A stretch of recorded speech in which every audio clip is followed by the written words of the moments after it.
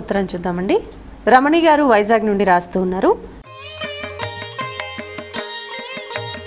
భోజనం చేసే ముందు కంచం చుట్టూ నీళ్లు ఎందుకు తిప్పుతారు? భోజనం చేసే సమయంలో ఆ వ్యక్తి కూర్చునే ముందు ఒక్కరు కూర్చోకూడదు, ఇద్దరు ముగ్గురు కనీసంగా కూర్చోవాలి.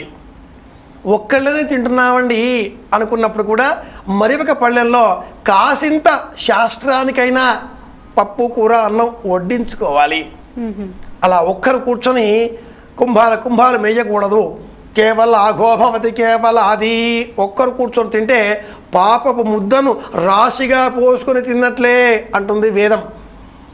ఆ భోజనాన్ని పళ్ళెల్లో వడ్డించుకునే ముందు ఒక చుక్క నెయ్యి వెయ్యాలి. ఆ పిమ్మట పప్పు కూరలు పచ్చళ్ళు ఏదో ఒకటైనా కనీసం పళ్ళెల్లో వేసిన తర్వాతనే అన్నాన్ని ఆ పళ్ళెల్లో పెట్టుకోవాలి. తెల్లని పళ్ళెల్లో తెల్లగా ఉండే అన్నమును ముందు వడ్డించుకోకూడదు, అది మహాపాపం. అలా తెల్లని పళ్ళెల్లో తెల్లగా పోసేటటువంటి రాశిలాగా ఉండేటటువంటి అన్నమును పిశాచములు దయ్యములు అభిలషిస్తాయి అని కూడా శాస్త్రం చెబుతుంది. కనుక ముందుగా పప్పు కూర ఏదైనా వేసుకొని ఆ పిమ్మట అన్నమును అందులో వడ్డించుకొని ఆ పిమ్మట మళ్ళీ కాసింత నెయ్యి వెయ్యాలి, అభిఘరించాలి. దృష్టి దోషాన్ని వండే సమయంలో అంటే పచన సమయంలో వచ్చేటటువంటి దోషాలను ఈ నెయ్యి తొలగిస్తుంది. నెయ్యి జీర్ణకారి, నెయ్యి బుద్ధిని పెంచుతుంది, నెయ్యి జ్ఞాపక శక్తిని పెంచుతుంది, ఆయుస్సును పెంచుతుంది, ఆ ఆయుస్సుతో పాటుగా వర్చస్సును ఇస్తుంది. కనుక నెయ్యి తప్పనిసరి.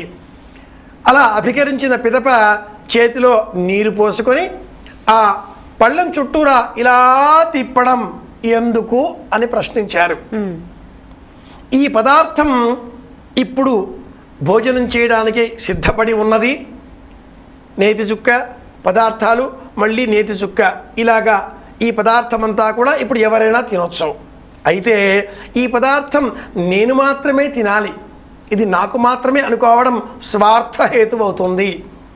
కనుక ఇందులో కొంత పదార్థాన్ని ధర్మాయ నమః అధర్మాయ నమః చిత్రగుప్తాయ నమః ఇలా కొన్ని పేర్లు ఉంటాయి, వస్తే చెబుతాం.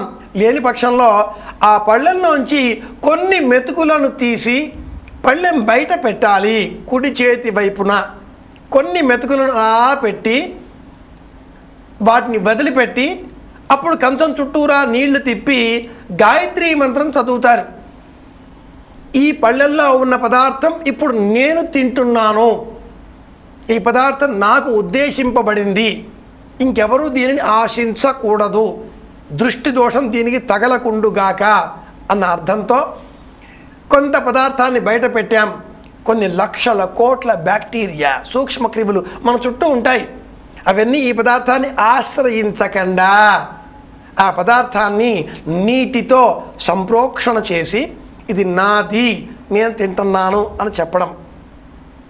అలాగే తిన్న తర్వాత కూడా మరి ఒకసారి చేతిలో నీరు పోసుకొని ఆ నీటిని కొంత అలా తాగి విడిచిపెట్టాలి. తిన్న పదార్థం అంతా కూడా కంచంలో ఇక మెతుకంటూ లేకుండా కూడా తినకూడదు. ప్రతి పదార్థాన్ని కొంత విడిచిపెట్టాలి.